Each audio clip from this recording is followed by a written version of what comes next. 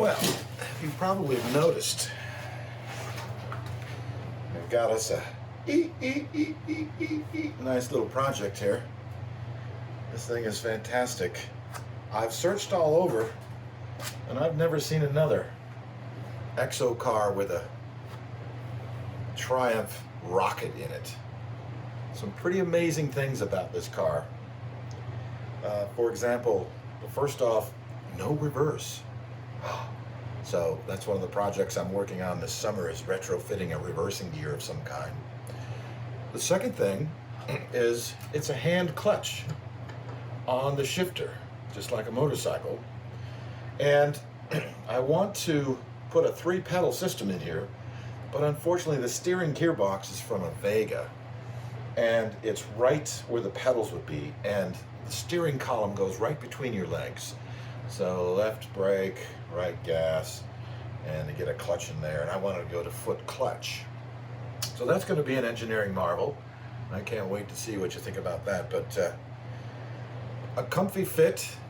Taller drivers need not apply. If you're over 5'8", 5'10", I bet that's about the end of the world.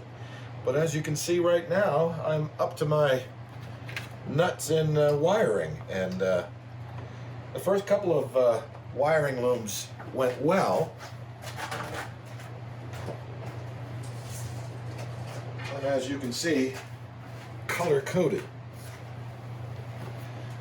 And if you've ever done wiring before in a car, you know that every wire is a different color. And there's a good reason for that. It makes tracking them down easier. If you've ever worked on a British car from the 60s, every color, you can have any color wire you want as long as it's black, and that makes troubleshooting. Unfortunately, this loom was a little too short, and I got everything run through my conduit, ran through my pipes, and ran through my spaces, and I didn't have enough length on the ends to put connectors on. So that was a fine waste of time. So, and that was, let's say this is 1 and 2. So this car has 1, 2, 3, 4 wiring looms, and I've decided to cheap it out and go with this goofy conduit box here. And in here is another hot rod wiring harness, and it has flashers and relays, and it has fuses for everything forward of the car. Think about when you're on a motorcycle. Everything on a motorcycle under the cowling is for the motorcycle. But in this car, since we have an extended length, I had to extend the wiring loom to here.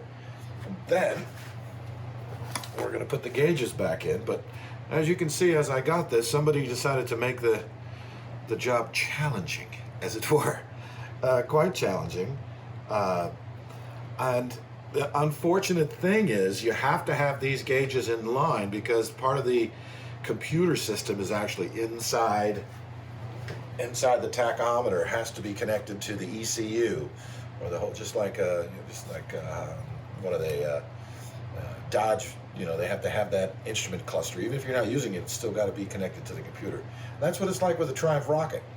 And so I made a loom to extend the wires from the frame up to the front of the car, and that's what I'm working on right now. A cool couple of things. Check this out. This car has a front end from a hot rod. It's called a drop axle.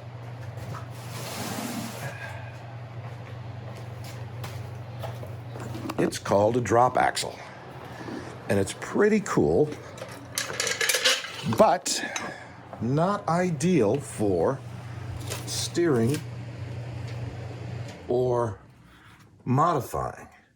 Like you'll see a lot of these Exocars, when they race them, they put independent front ends on it, but this one's quite unique. It has a hot rod drop axle with, let's see, 1, 2, 3, 4, 5, 6 springs in it. 6 leaf springs. Can you see that? So I stand on the front of this car and jump up and down, and it does not move. Beautiful chrome shock absorber rebounds up here. Fully 4-wheel disc brakes all the way around, all plumbed. Beautiful wing up in the front here. Should probably dust that off someday. Well, right now we're doing wiring. Here's another interesting thing about this pedal box. When you put the cable in the throttle pedal, it ends up about right here. So I'm not sure if I'm going to make some adjustments to make the throttle pedal work with. And then here's this goofy steering box out of a Vega. And you can see the pitman arm underneath attached to the tie rod ends. But this rod is right in the middle of the brake pedal, right in the middle of the brake pedal and the gas pedal.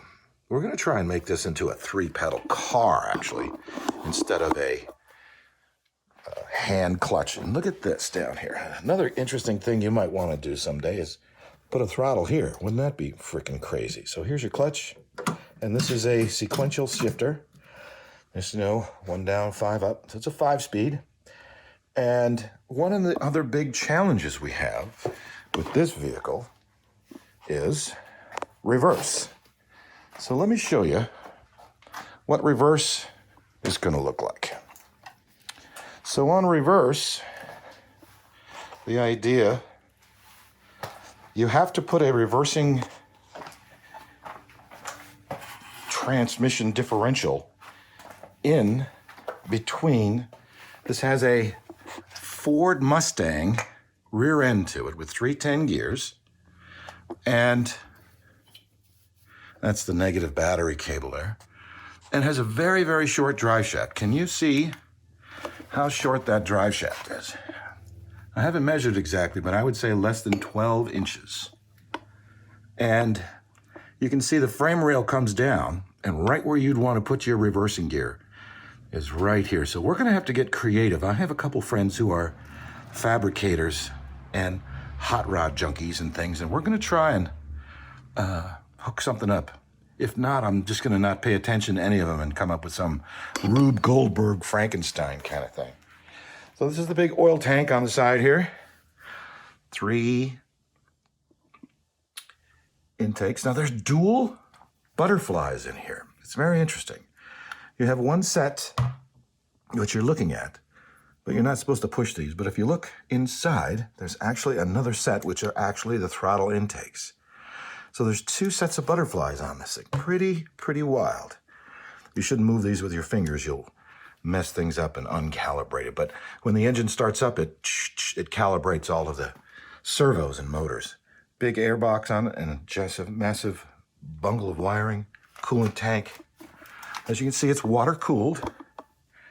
And you can see here's your clutch cable right here. So it is actually a cable clutch.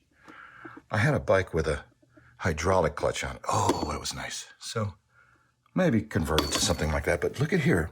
Somebody made a beautiful handmade shifter linkage to shift this thing sequentially in a different area. But pretty cool, pretty cool. This is where all the GoPro stuff is probably going to be mounted, and this is the view you're going to have out of the front of this thing. It has a removable steering wheel. I'm toying right now with moving the gauges around. So right now the gauges are actually mounted right here, but when they're there, you can't see them because the steering wheel's in the way. So I may toy, and you can actually see through here, but not both. You could probably just see one. But that's fuel gauge right there. And that has to be hooked up too. So we've got our, and also somebody just made their own little brackets for this windshield. And this is a very thick windshield. I don't know if you can tell how thick that is. Very thick. So I'm going to have my friend make me a window frame and put another piece of Lexan in there, maybe a little bit taller. I haven't driven it yet. I don't think this thing has seen the light of day in a long time. But, and then also another project I have is I've got the parking brake down here. We've got to hook up the parking brake. Because, if you get out of this thing and try and push it backwards, you're going to want some kind of control. But absolutely stunning work. The welds, look at here, it has a brake bias adjustment. So I can actually spin this knob and adjust breakage front or back. Dual res Willwood reservoir. Pretty damn cool. But yeah, this is the latest and greatest toy that I get to monkey around with. And I'm going to go through different wishes and dreams. I'd like a little bit bigger tires. Can you see the tires? These are 15s in the back. And of course, it depends on what you're doing. And obviously, I'm not a race car driver. But if you were going to race this thing, this would be perfect. These are 15s. But if you want a show car, I think we're going to have to go a little bit bigger with the tires. Those are very expensive tires out of Boyd Coddington. But what a monster engine. This is a 2.3 liter Triumph 3-cylinder. Good between 150 and 200 horse, depending on how you tune it, and depending on what you're looking for, and a shit ton of torque in it. Amazing torque. Lap belts, racing seats, removable steering wheel. What a project. And this is what I like to spend my summers doing. Goofing around with completely nonsense. Yeah, pretty cool. All right, guys, we'll see you soon.